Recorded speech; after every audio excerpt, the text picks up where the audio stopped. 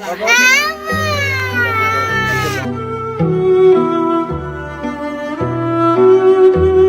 স্থান কেউ দখল করতে পারে না, মায়ের মতো আপন কেউ হয় না। চিরন্তন এই সত্যটিই যেন আবার বাস্তবে রূপ নিয়ে জন্ম দিয়েছে এক হৃদয় বিদারক ঘটনার। সামাজিক যোগাযোগ মাধ্যমে ছড়িয়ে পড়া একটি ভিডিওতে মায়ের কবরের পাশে দাঁড়িয়ে ৩ বছরের শিশু ওকেয়ার মাকে এনে দাও বলে অবুঝ আকুতি কাঁদিয়েছে পুরো দুনিয়াকে।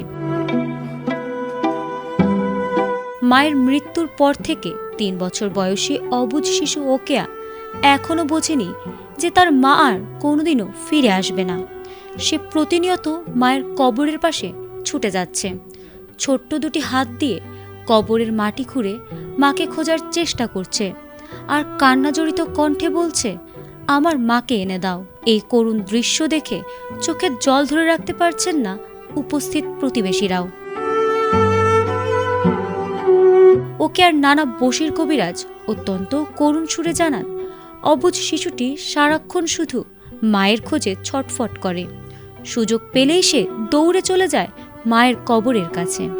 কোনোভাবেই তাকে হাত ধরে টেনেও বাড়ি আনা যায় না। সে এখনো বিশ্বাস করে তার মা মাটির নিচে কোথাও ঘুমিয়ে আছে, তাই প্রতিনিয়ত মাটিকে আঁকড়ে ধরে মাকে ফিরে পাওয়ার আকুতি জানাচ্ছে। অবুঝ এই শিশুর মায়ের জন্য বুকফাটা কান্না আর সহ্য করতে পারছেন না স্বজনেরা।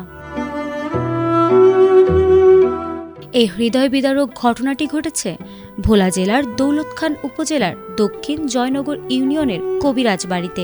মৃত্যুর পরিবারের অভিযোগ, বিয়ের পর থেকেই যৌতুক ও মোটরসাইকেলের দাবিতে স্বামী সোহাগ ও শ্বশুরবাড়ির লোকজন তার উপর অমানসিক নির্যাতন চালাত।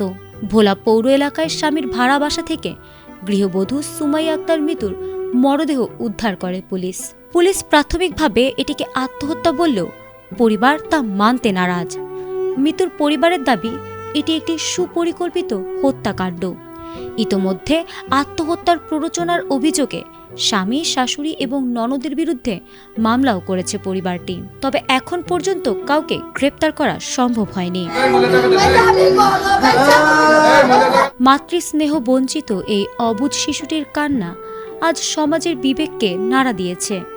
মা ছাড়া এই পৃথিবীতে ওকে আজ কতটা অসহায় ও একা তা তারই নিষ্পাপ আকুতি প্রমাণ করে। মায়ের শূন্যতা বুকে নিয়ে এক অনিশ্চিত ভবিষ্যতের দিকে চেয়ে আছে পিতৃহীন ও মাতৃহীন এই এতিম শিশুটি। ফারহানা হক, ATN বাংলা।